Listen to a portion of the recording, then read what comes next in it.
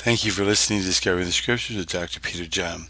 Currently, we're looking at Daniel chapter 8, verse 8. Reading from the King James Bible.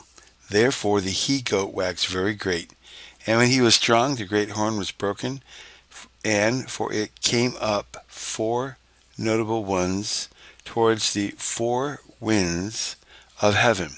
Unquote. Now reading from the Young's Literal Translation.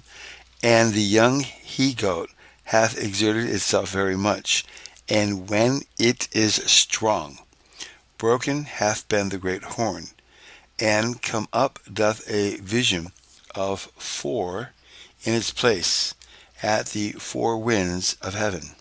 Reading the verse now in context, the paragraph is Daniel 8, verse 8, through Daniel 8, verse 12.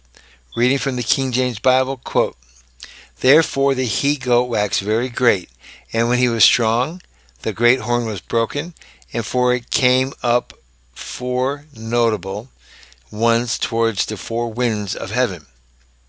And out of one of them came forth a little horn, which waxed exceeding great, towards the south, and towards the east, and towards the pleasant land. And it waxed great even to the host of heaven, and it cast down some of the host, and some of the stars to the ground, and stamped upon them.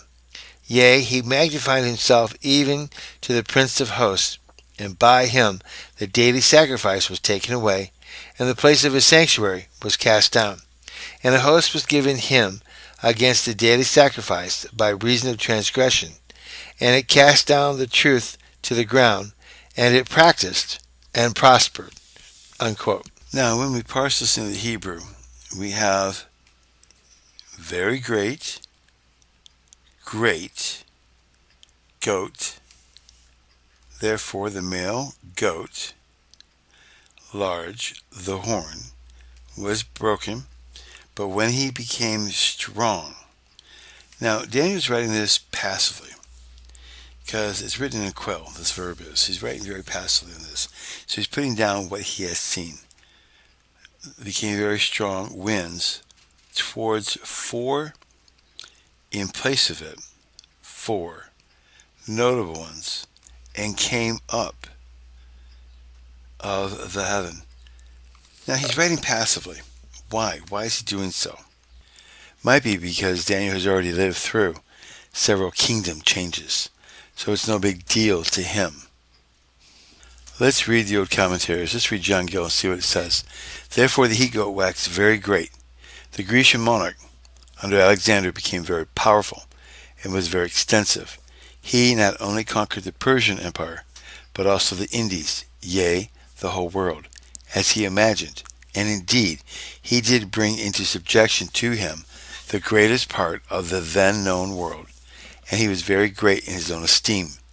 At least reckoned himself Lord of the world, called himself the son of Juniper Ammon, and affected to be worshipped as a god. And when he was young, the great horn was broken. When the Grecian monarch was established and became very powerful, and reached to the greatest part of the earth, then Alexander the first king of it, a great horn, and powerful monarch, died, and was broken, not as the two horns of the ram, by the power of the enemy, not by violency, but by intemperance, in a drunken fit, or, as was suspected, by poison, and that when he was in the height of his glory, swelled his victories, and that in the prime of his days, when in his full strength, being in the 33rd year of his age, and for it, or in the room and instead of, came up four notable ones, or four horns of vision, very famous and conspicuous, like that in Daniel chapter 8, verse 5.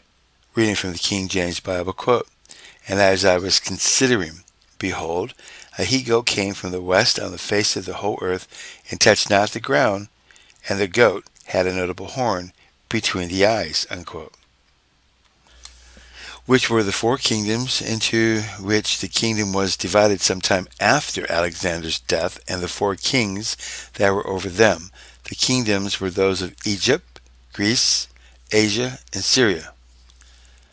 Ptolemy was the king of Egypt, to which belong Libya, Palestine, Arabia, and Caesarea. Cassander was the king of Macedonia and Greece. Lysimachus, the king of Asia, to which belong Thrace, Bithynia, and other places. Seleucus was the king of Syria and of the eastern countries. These are the four heads of the leopard, or third beast, which signifies the Grecian monarch, and found in Daniel chapter 7, verse 6.